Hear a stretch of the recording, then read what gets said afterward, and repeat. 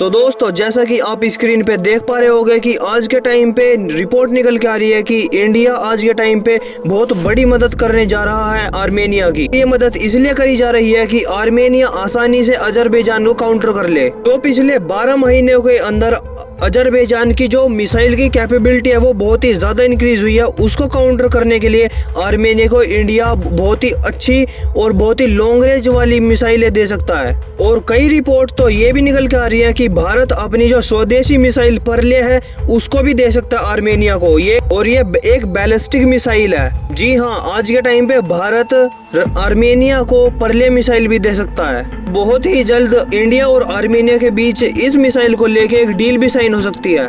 और भारत का सबसे पहला मकसद तो ये है कि आर्मेनिया की जो स्ट्रेंथ है, जो पावर है, उसको स्ट्रॉन्ग करना अजरबैजान के खिलाफ। और दूसरा मकसद ये है कि तुर्की को ये डर लगाना कि उसके पड़ोसी देश के पास एक बैलिस्टिक मिसाइल है। क्योंकि आपको पता होगा तुर्की बहुत ज़्यादा सपोर्ट करता है पाकिस्तान को और उनको बहुत ही ज़्यादा ड्रोन्स भी देता रहता है। मैं आपको ये भी बता दूं, जिस दिन इंडिया और आर्मेनिया के बीच ये बैलिस्टिक मिसाइल की डील हो जाएगी फाइनलाइज, तो उस टाइम पे सबसे ज़्यादा जो स्ट्रॉन्ग रिप्लाई आएगा वो तुर्की से ही आएगा। और तुर्की अलग अलग स्टेजों पर भी भारत के खिलाफ बोलता फिरेगा। और जितने भी अलग अलग वर्ल्ड स्टेजेस पे एक तुर्की रिप्रेजेंट करता है अपने देश को, वहाँ पे वो इंडिया के बारे में भी उल्टा सीधा बोलेगा और चीखेगा और चिल्लाएगा भारत के बारे में। भारत यही चाहता है कि तुर्की हमारे बारे में चीखे और चिल्लाए, क्योंकि आज के टाइम पे उन सभी देशों को ये मैसेज आएगा कि भारत आज के टाइम पे पहला वाला भारत नहीं रहा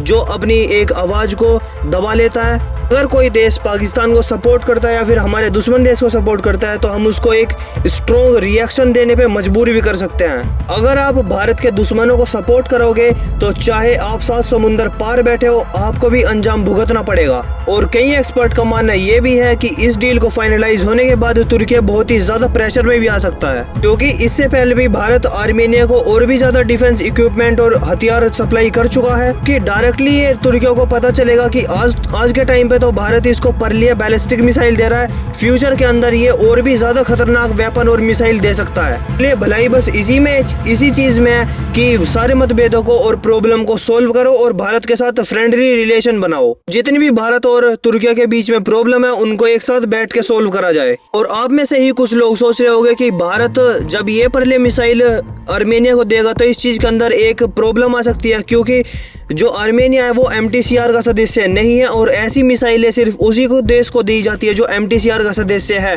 भारत तो MTCR का सदस्य है पर लेकिन आर्मेनिया नहीं है। तो इस चीज़ का मैं आपको बता दूं, भारत ने ये इस मिसाइल से इसी चीज़ का तोड़ निकाला है। भारत ने जो ये मिसाइल बनाई है ये MTCR के जितने भी रूल रेगुलेशन है उन सभी को नहीं तोड़ती। MTCR सिर्फ ये बोलता है कि जो भी बैलिस्टिक मिसाइल 250 किलोमीटर तक एक रेंज होती है उसको किसी भी देश के पास नहीं एक्सपोर्ट करा जा सकता। पर लेकिन भारत ने जो ये मिसाइल बनाई है परले मिसाइल, इसकी 250 किलोमीटर से भी कम रेंज है। यानी कि जो भारत ये मिसाइल आर्मेनिया को देगा ये MTCR के रेगुलेशन और रूल के अंदर में ही होगी। इसके अंदर वॉरहेड जो लगे हुए होंगे वो भी MTCR के अंदर ही होंगे। यानी कि भारत इस टाइम पे अगर एक्सपोर्ट करता है आर्मेनिया को ये मिसाइल तो कोई भी रूल रेगुलेशन नहीं तोड़ेगा MTCR का, इसलिए भारत ने ये परले मिसाइल बनाई है। बाकी आपका क्या व्यू पॉइंट है इस न्यूज़ के ऊपर आप कमेंट सेक्शन में बता सकते हो। और आपने अगर सब्सक्राइब नहीं करा तो आप सब्सक्राइब कर लो।